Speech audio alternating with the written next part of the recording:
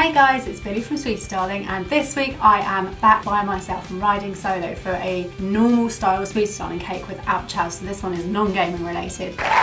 So the premise for this video, last weekend I went on YouTube and in my recommended section was a woman called The Icing Artist. I am so mad I didn't know about her before last weekend because I love her so much. She's just a bundle of warmth and fun and cake, and I just love everything about her, and I just want us to be transatlantic best mates. The first video of hers I saw was her taking one of their American sheet cakes that they get from supermarkets and turning it into a high-end wedding cake. I'll link the video below. It's fantastic, and I was like, this is a brilliant idea. I need to do a UK version of this because we have different supermarket cakes to what they do. I think their sheet cakes actually look really nice. That buttercream is very smooth and I want to wipe it and lick it. However, our supermarket cakes, this is what we're dealing with. So our supermarket cakes are pretty much always iced, so they are pretty shameful. So I'm going to try and turn these into a high-end wedding cake. I'm so excited, I can't wait. So I'm going to get all these cakes off their boards. Oh, it's so welded. Oh, it's like some sort of just sticky substance. Okay, I'm going to peel the icing off whilst we're here. How dry this fondant is as well. I feel like they stuck this with Patanjali because there is not a drop of buttercream inside. I feel like this might just lift off because it is barely stuck. Look at that. Honestly, what is this? We've just laid icing over just a dry cake. So that's what we're left with. Really, look at that. I can't believe that's peeling away. Also, look at how solid these are. I'm quite confident that nothing structurally is going to happen to this cake.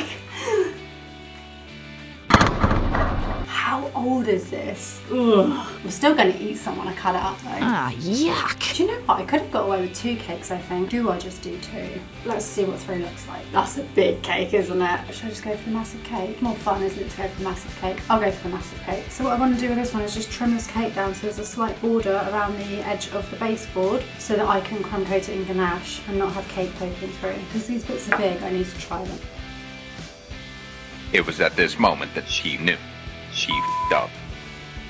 Ugh, none of these cakes are level. So I'm going to pipe a ganache down around each layer and then fill with a little bit of fresh cream. I'm going to apply a crumb coat of ganache around these cakes now in an attempt to level them out. It's like weirdly firm but also quite fragile. I think because the cake itself is really light, it's probably just mainly air and dust. It's actually very low, in fact, so you can have as much dust as you like.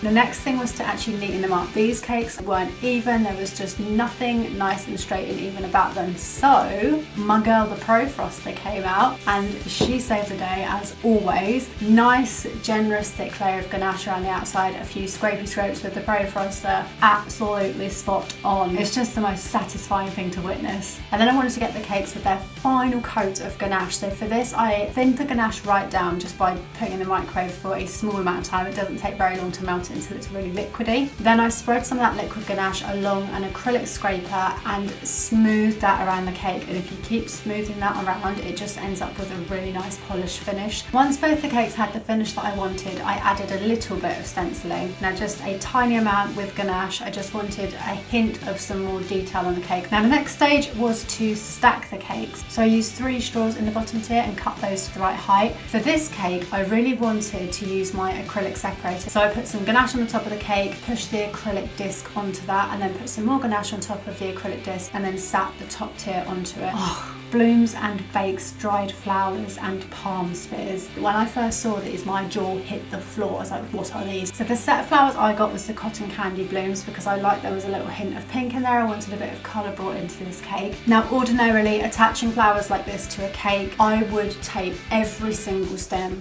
No one is eating this cake. I cannot stress it enough. So I have just gone for it and pushed the stems in as this is 100% decorative. So when I'm arranging flowers on a cake, I'll start with the biggest ones first and then I'll work down to the smallest ones, and I normally try and go for some sort of S shape, and then as a finishing touch I dotted some additional little blossoms around the arrangement. This was such a fun challenge to do. I can't even comprehend that this was supermarket cakes this morning. It's not computing. I really hope you enjoyed watching that video as much as I enjoyed making it. Have a delightful week, and I'm sure I'll be back next week. I don't know what with yet. We shall see. It'll be a surprise. Bye!